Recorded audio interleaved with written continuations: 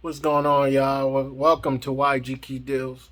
I haven't been able to go to the auction, and the reason being is I have like 7 cars working on right now. This thing is not easy. It's not easy. It's not like going to the auction, you just find a cheap car and then you just go and sell it and make money. It's not like that. Every single car I've had to go to the mechanic shop. Some of the majority of the work I've done myself, but when it gets to things that I cannot really do, I'll send it right to the mechanic shop and have them work on it for me. Building a lot of relationship with a lot of different people, and it's hard. It's hard, but you know what? I'm not giving up.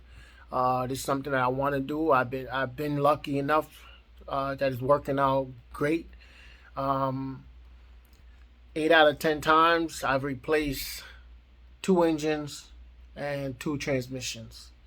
Yes, and they were not cheap. But when it was all done and said, the car was safe, was drivable, everything was good. So, somebody got a good car. I broke even, but you know what it is. At the end of the day, I didn't lose money, but somebody got a good car, and that's what this is all about. I want to help people out, not break the bank, but budget friendly.